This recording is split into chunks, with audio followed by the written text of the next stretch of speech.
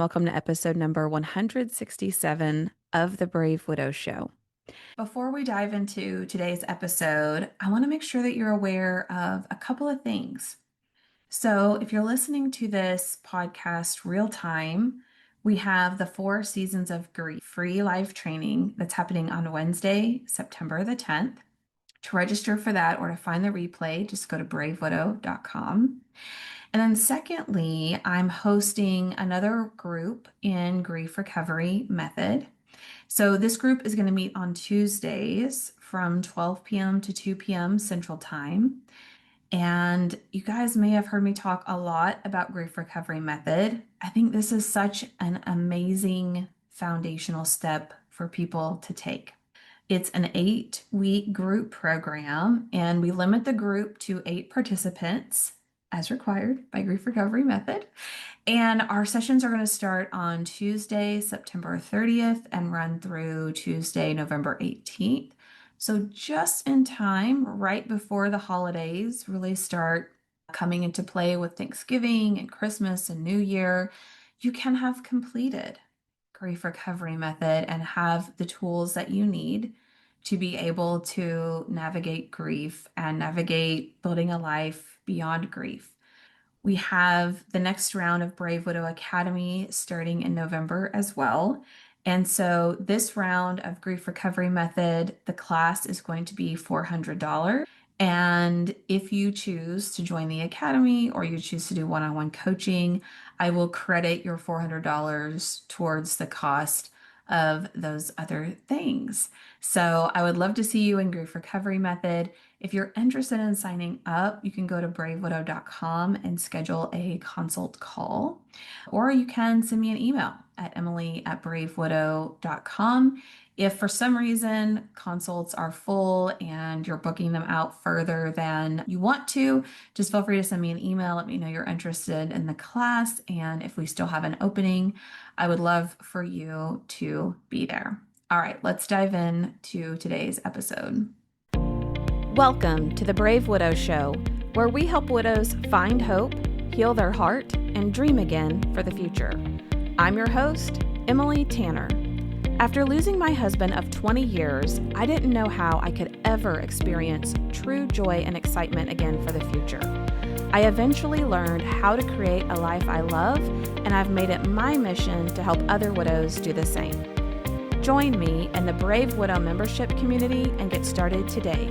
Learn more at bravewidow.com.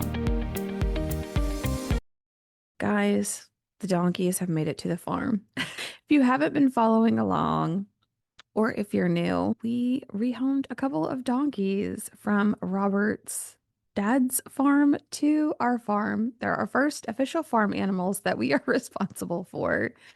And my daughter has just fallen in love with them. We have been going out there every day, just working with them and giving them little bites of apple. And my daughter has managed to get a halter on one of them. So slowly but surely, she is winning them over, which is amazing. They're super sweet and have allowed us to pet them and groom them and all of the things. So it's just been a lot of fun. And while we were out at the farm this weekend, there's a ton of work happening. We're clearing some of the brush. Robert's living his best life, cutting down trees around the pond where it's super overgrown. And there are a lot of changes that are happening. And I ended up taking a picture yesterday because as I was looking out across the pasture, it looks like just wreckage. Like it looks like things are going downhill fast because in areas where we had a lot of brush and overgrown trees and just briars and all of the things that had to be brush hogged, it had to be mulched down.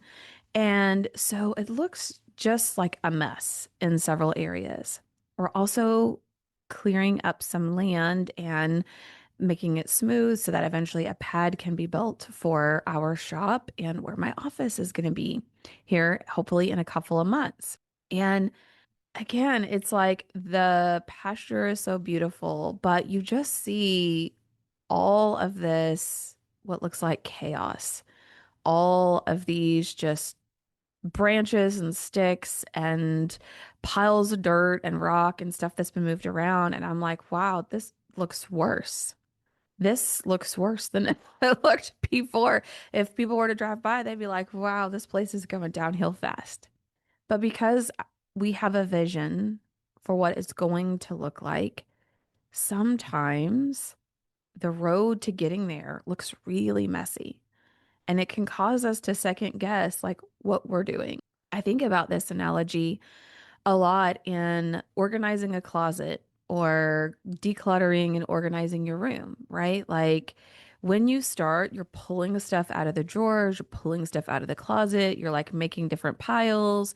You go get something to drink, you come back and you're looking around and you're like, what have I done? Instantly, this just looks worse. Like it was better when everything was just shoved in a drawer or shoved in a closet. This is utter chaos. And the reason I really want to lean into this analogy is because right now I have a few clients that are really going through a hard time. Whether it is, we have several students in our Brave Widow Academy who are having big milestones or anniversary dates or the dates that their person died and or a beloved pet that died recently. Like for a few of our students, it just seems like they're hitting some of these hard days or they're hitting these hard seasons where it just feels like they can't catch a break or they have a hard day and feel like, oh no, what am I doing? I've gone backwards. It's all gone wrong. Help. I don't know what to do.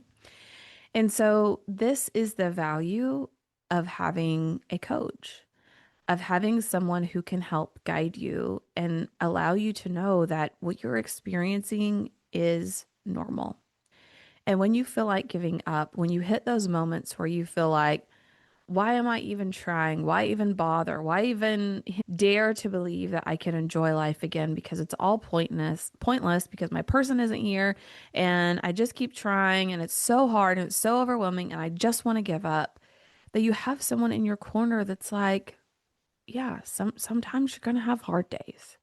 And you're going to have hard days whether or not you are taking steps forward. When you are looking at the wreckage and you're looking at the mess and you're looking at all of the reasons why you just want to give up, what keeps you going, what keeps you focused, what kept me focused yesterday was, okay, this is just one step forward towards this beautiful vision we have for the farm here, towards this beautiful vision that I have for my closet, my room, whatever it is I'm organizing. Like, I believe that this is a necessary step in order for me to have something beautiful in the future.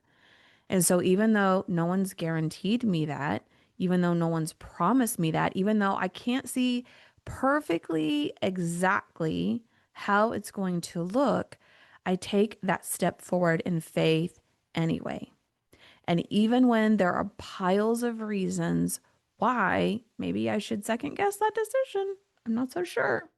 Even though there may be evidence around me that brings up fears and doubts and concerns, I decide to keep stepping forward out of belief and out of faith that there's a reason why I started this journey. There's a reason why I wanted to be able to take these next steps because I believe that if I will keep going, that this place, this life, this journey is going to be so unrecognizable that when I look back, this won't even be hardly a blip in my memory. So today, I want to walk you through how I help my clients, how I think it's helpful to move through those days that are really hard.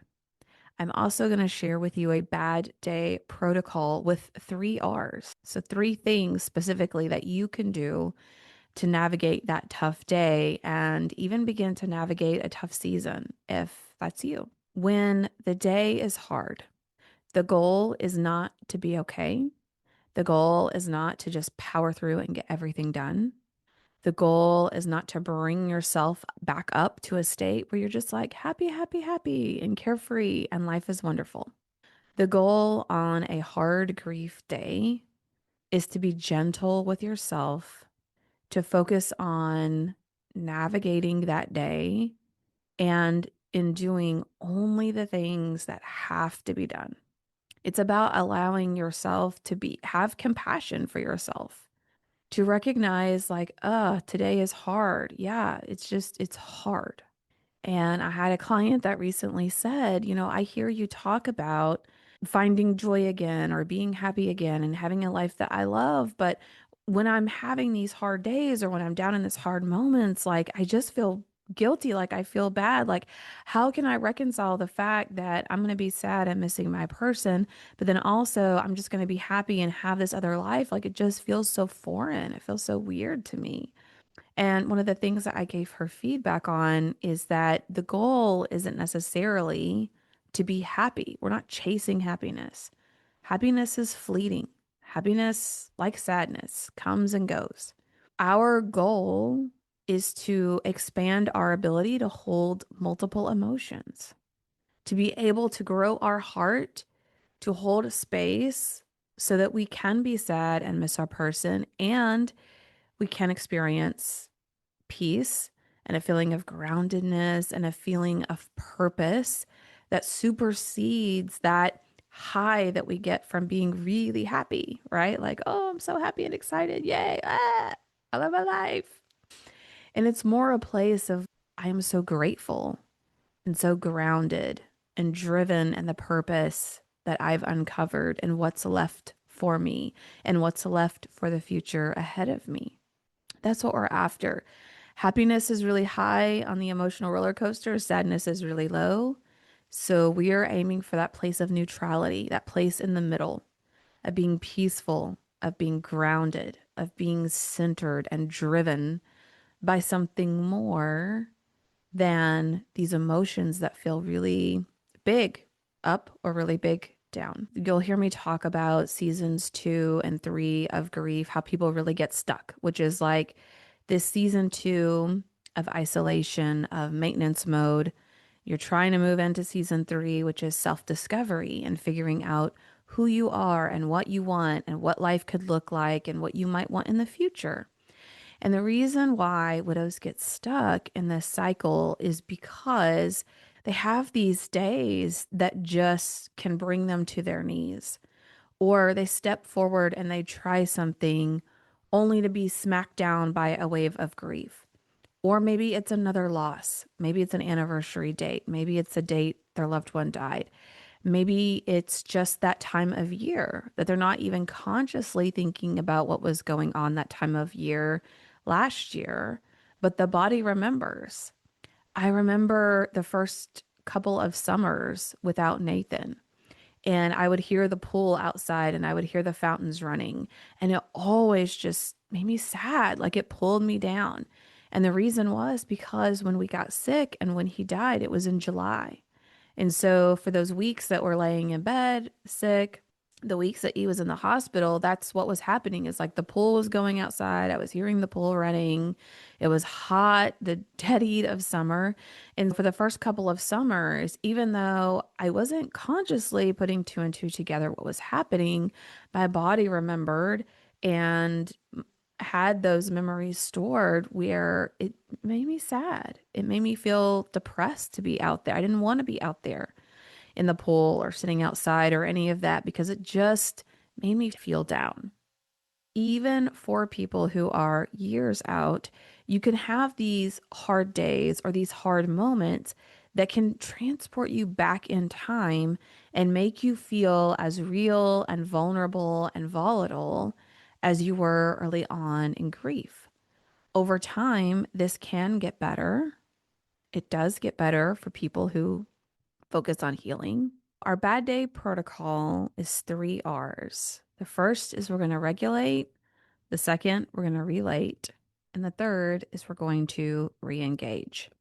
Now, oftentimes when we're having a bad day or even when we're deep in grief, Our initial thought is we need to do more. We need to do something to distract ourselves. We need to get a lot of things done. We need to put ourselves out there, whatever that is.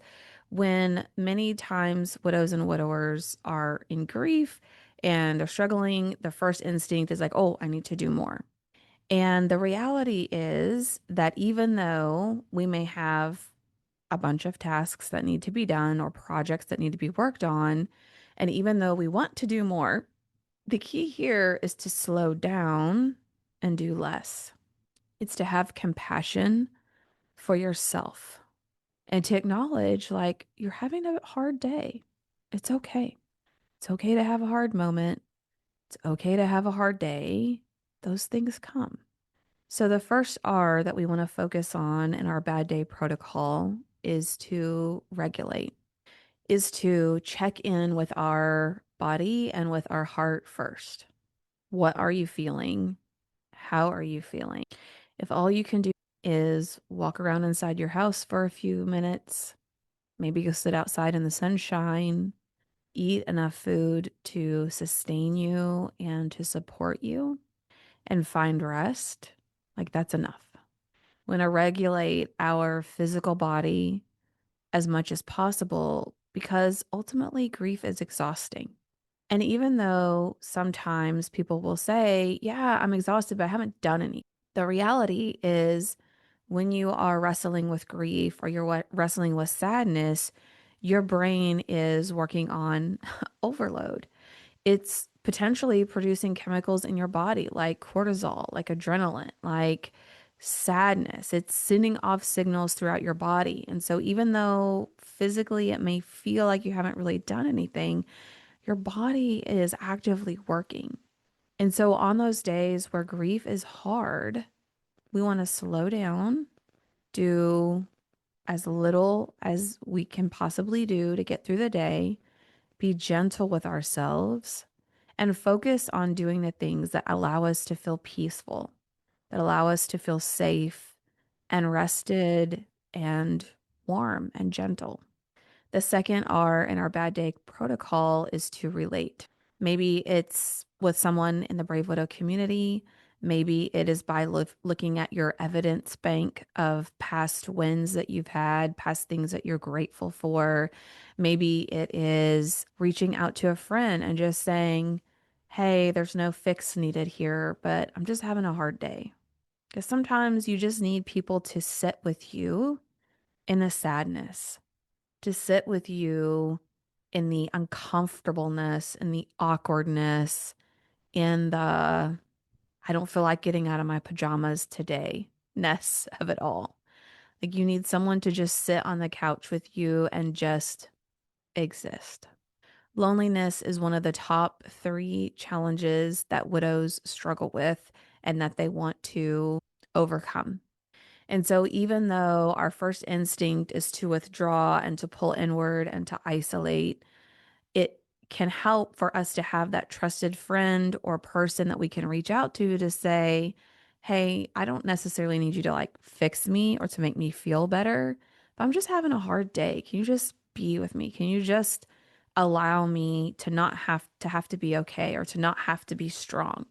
You just talk to me while I do the dishes. Can you come sit on my couch? Can we, go have coffee together? Whatever that is, it's okay that they sit in it with you instead of them trying to lift you up out of your sadness.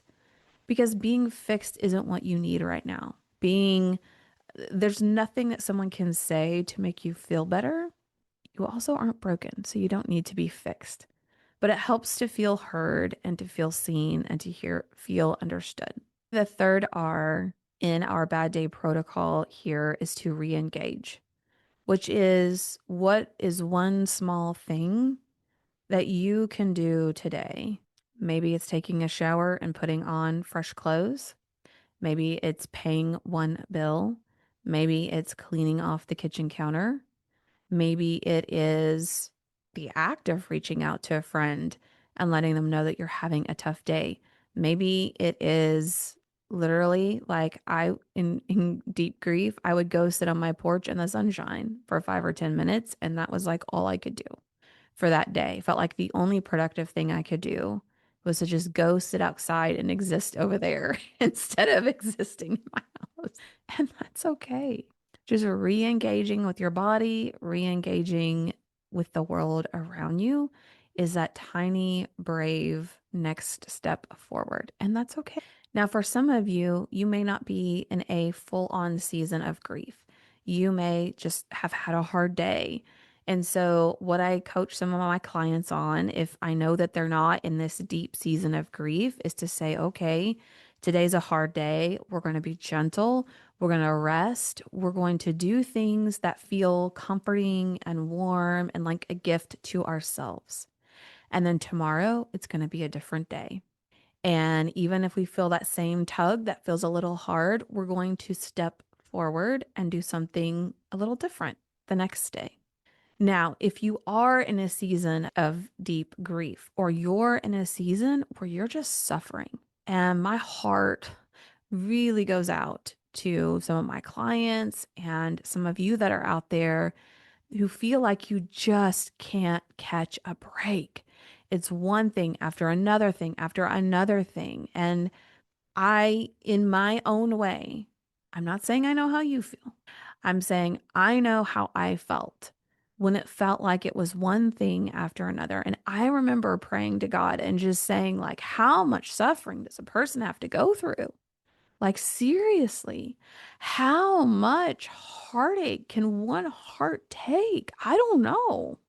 I feel like I'm on the edge of just breaking here. I felt fragile, like a piece of glass. Like if someone were just to like barely touch me the wrong way, I was going to shatter. And being in that place is so hard.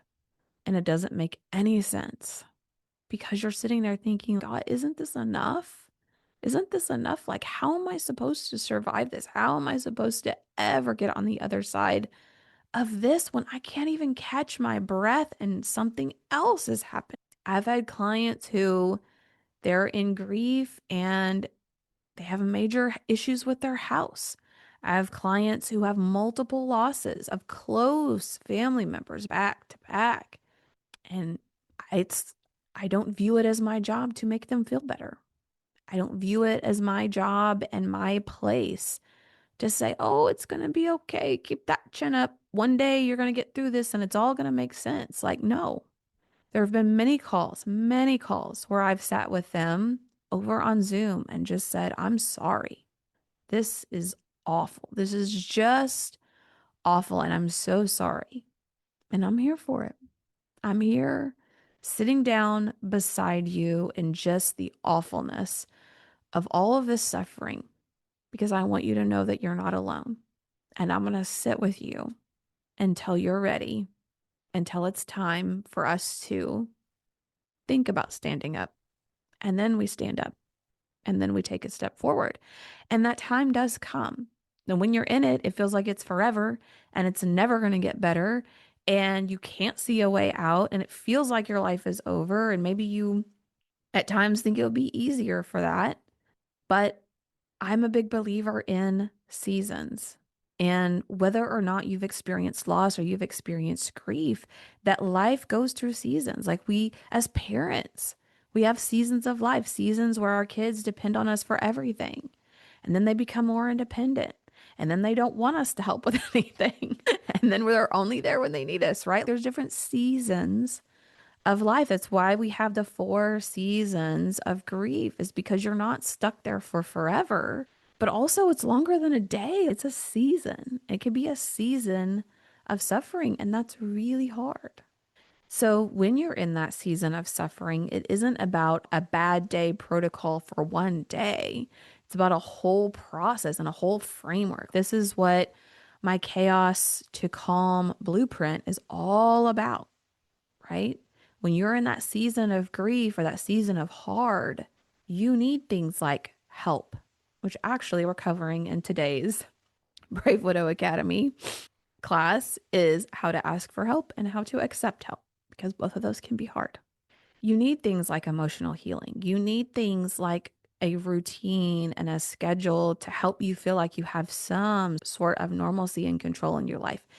You need physical movement and spiritual connection and all of those things that are in the Chaos to Calm blueprint. When you're in that season, like you're fully engaged with that blueprint and every aspect of it so that you can catch your breath. So that when you have to live in this season of suffering, which is really like a season of surrender, like, I don't understand what's going on. I don't know why this is happening. I have no control over any of this. And so in the beginning, I am surviving, I am existing, and that is enough. That is okay. In deep grief, if I can't get out of bed, it's okay.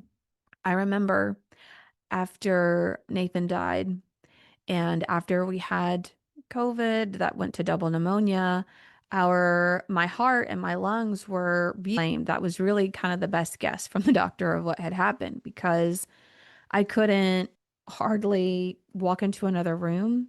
I couldn't sweep off my back porch. I would become so out of breath and I could feel my heart beating all the time. They talk about having heart palpitations or feeling a flutter in your chest. It was scary. I felt my heart beat almost all the time. And I would run out of breath. I would become breathless so easily, especially in those first few weeks, but it really lasted for a few months. So the best guess was, oh, these organs are probably inflamed and it's just going to take time for that to like calm down. And so I remember telling my dad, like, ugh, I can't even sweep off the back porch. Like, I can't even hardly move. I can't hardly do anything. And I'm just utterly out of breath and exhausted. And he's like, just go sit on the porch. Like, that's enough. If you can't go for a walk, can't get some sun on your skin for 15 minutes, just go sit outside. And some days that was hard, but that was enough. And it's enough for you too. My hope for you is that when you are either in a season of grief that's really hard, or you're having a hard day, a bad day, that you have a soft place to land, a safe person to reach out to, and one tiny brave step towards life again. And that is enough. When our days are hard, we want to regulate, relate, and re-engage. And doing those things are enough. If you want more guidance, if you want more support, if you want more clarity, then go to bravewidow.com and schedule a consult call with me. I would love to help guide you through the hard days, through the season of suffering, the season of deep grief, and help you begin to heal so that you can start to rebuild your life again. If you're tired of feeling lost, lonely, and second-guessing every decision, my coaching program is meant for you. I help clients find clarity, create real connection, and build confidence up for good. Inside the Brave Widow coaching program, you'll learn real tools that you'll be able to use for a lifetime. If you're ready for the next step, go to bravewidow.com to book a consult. It's free, it's no pressure, and it can be your brave next step to healing your heart and building a life you love again. Go to bravewidow.com today to book your consult.